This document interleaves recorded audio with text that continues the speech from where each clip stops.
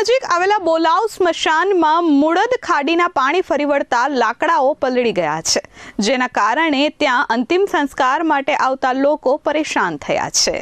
સુરત જિલ્લામાં પડેલા ધોધમાર વરસાદે હાલાકી વધારી છે। અનેક વિસ્તારો આજે પણ જળમગ્ન છે, ત્યારે કીમ નજીક આવેલ બોલાવ સ્મશાનમાં મુળદ ખાડીના પાણી ફરી વળ્યા છે। સ્મશાનમાં અગ્નિ સંસ્કાર કરવા આવતા લોકો આ પાણીના કારણે પરેશાન થયા છે। સ્મશાનમાં અગ્નિ સંસ્કારમાં વપરાતા લાકડા પાણીમાં પલળી જતા ભારે હાલાકી છે।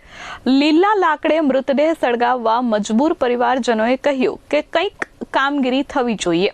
સાયણ તરફથી આવતું પાણી મુળદ ખાડીમાં ઠલવાય છે। પ્રી મોન્સૂન કામગીરીમાં ગામ ફરતે આવેલી ખાડીની સફાઈ નહીં થતા પાણી સ્મશાન અને રહેણાંક વિસ્તારોમાં ઘૂસી જાય છે, જેના કારણે ખૂબ મોટી હાલાકીનો સામનો કરવો પડે છે। મારું નામ હર્ષદભાઈ પટેલ છે।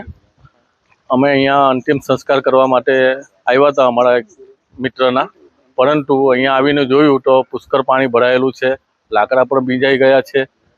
પછી અમે અહીંયા આવીને ગમે તેમ કરીને લાકડાની સગવડ કરી ને અંતિમ સંસ્કાર આપ્યો છે, પરંતુ લાકડા લીલા છે એટલે અંતિમ સંસ્કાર કરવામાં પણ અમને તકલીફ પડી રહી છે।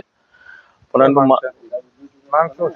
અમારે પ્રશાસનને એવું કહેવું છે કે અહીંયા ખાડી જે આવેલી છે તેની સફાઈ થાય અને વ્યવસ્થિત અહીંયા બાઉન્ડ્રી બને અને વ્યવસ્થિત પાણીનો નિકાલ થાય એવી અમારી માંગણી છે। નિર્મલ પટેલ, S24 ન્યૂઝ, કીમ।